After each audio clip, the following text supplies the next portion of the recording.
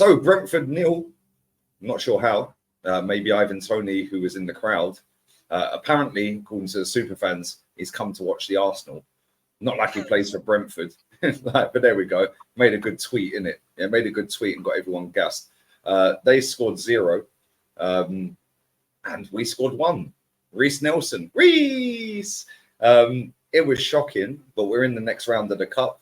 We like the Cups, Matty. We grew up on the Cups. The Cup double, which, by the way, to educate you younger lot in the chat, yeah, back in 93, we beat Sheffield Wednesday in both Cup finals. This Cup, yeah, which was when it was respected, and the FA Cup final back in 93, we finished 12th. Would you take 12th and 2 cups this season, Matty? All day, every day, man, because you still have 2 cups to account for. Yep. And guess what? You get into Europe off of them cups as well. Bingo. Yeah. So these people that sit there and say, oh, well, top four over Carabao Cup, top 4 over FA Cup. How about just win a cup? How about win the trophies? We've won 4 trophies in the Emirates era. Yeah. And let's be real. Yeah. I don't think we're winning one this season, especially off of some of them performances. Listen, Kenny said it on his fan cam, and I'm so glad that a guy that was at the game said exactly what we said. He said, our best 2 players tonight, I didn't prompt him, our best 2 players tonight, and it summed up our performance. His words was Tomiyasu and Gabriel Magalhaes. Now go back to the North London derby, Matty, last week, or weekend just gone. Yeah. Best player on the park for Arsenal, William Saliba. Yeah. This is where we're headed. I want you to understand something, Lee. If we lose anybody on defense, season's a wash. If we lose any of the main starters on defense, this season is a wash. And I mean that in its most sincerest form. You know, Lee, this team is devoid of absolute true talent coming from the bench. That what you saw tonight, especially in the last few seconds, you saw Nene, Cedric Suarez showed up tonight. He's still at the club. It was cool to see Emma Smith-Rowe get some game time. Why he couldn't get a full 90 minutes, who knows? Reece looked upset when he came off as well. He should be, Lee. He should be. He barely plays. They offered him a contract. Let's not forget now, we gave him a new contract.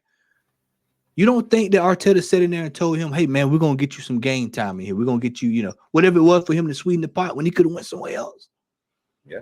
And then he signed. He had 9 clubs looking at him. Yeah. AC Milan, PSV. Yeah.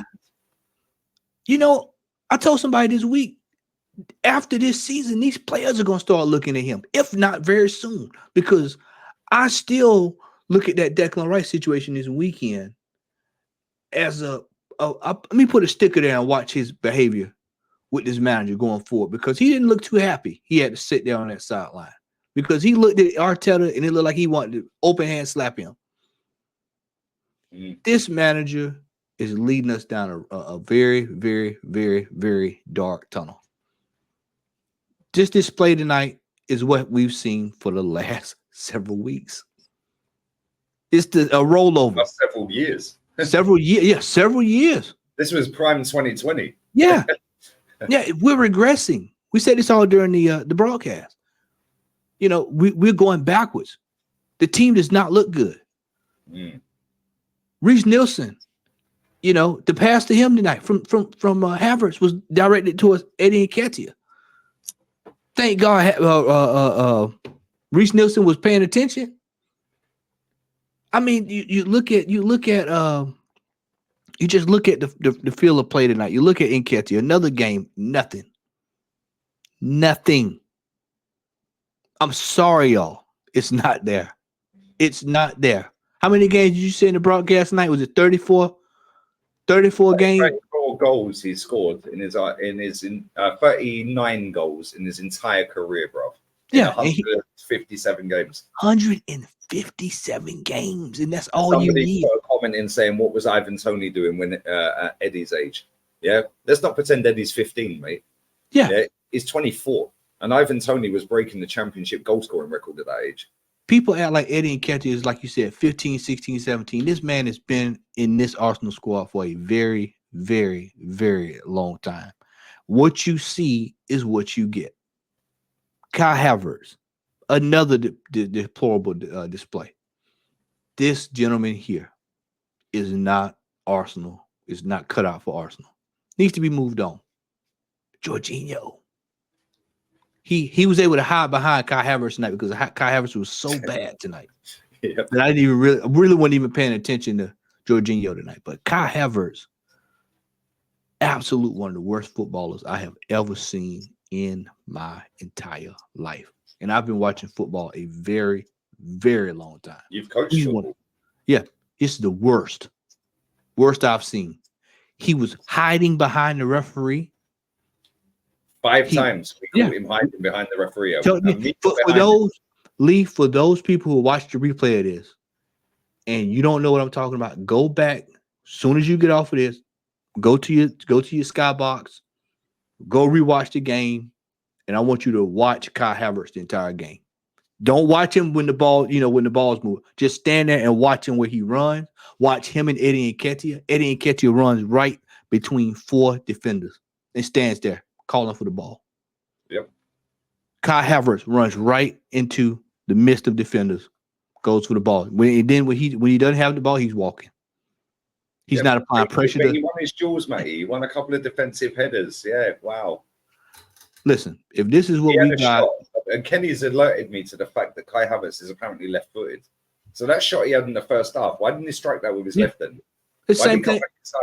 Same thing with Nketiah. Gets the ball, he's right there. Right there. Passes it off, boom. We've got a lot of work to do with this team. Mate, Kenny said that there was a lot of people in and around him in the away end tonight that were scathing, is probably the best word I can think. Scathing of Kai Havertz's performance tonight. It should be. There's a lot of people that have had enough of him. And I said to you backstage before we started recording, Kenny met a load of Chelsea fans on the way back to North London. And they were like, yo, we warned you lot. We warned you lot. But guess what? We're still taking him over Mudryk.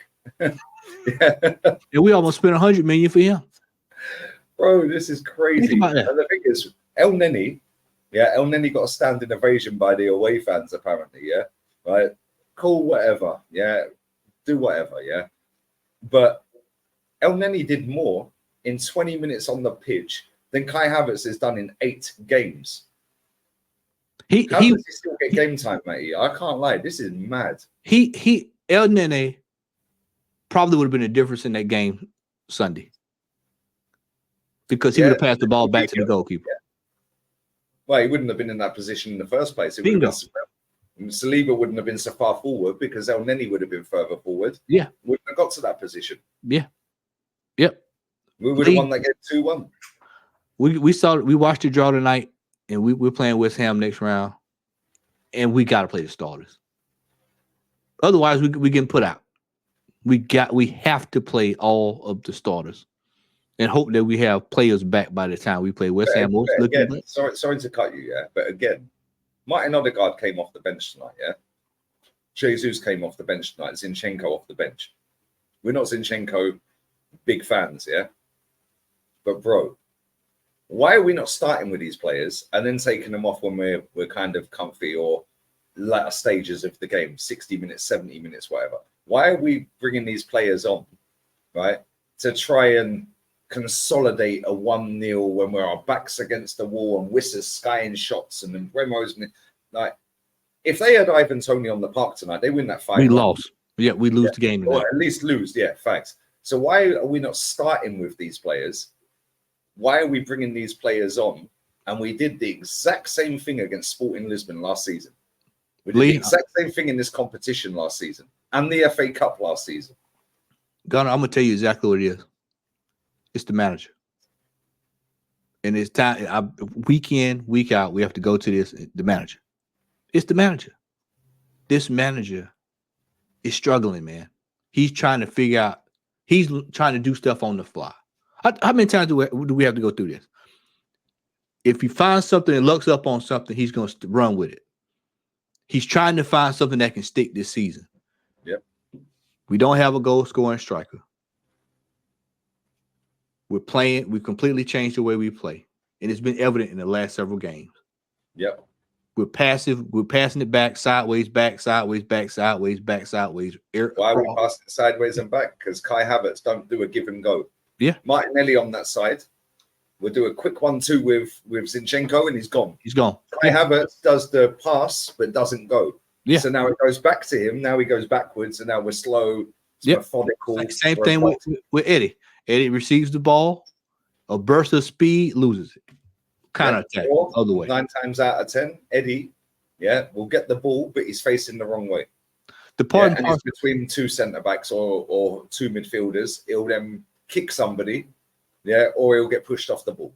And it's like, this is our squad depth. I know we've got a few injuries. Saka's now out for a month, apparently. Declan Rice is out for a couple of weeks.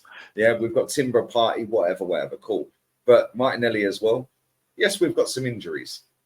But this is why you and I, my friend, and many others on this platform have sat here and called out that transfer window for what? We were naked. We were naked when the season started.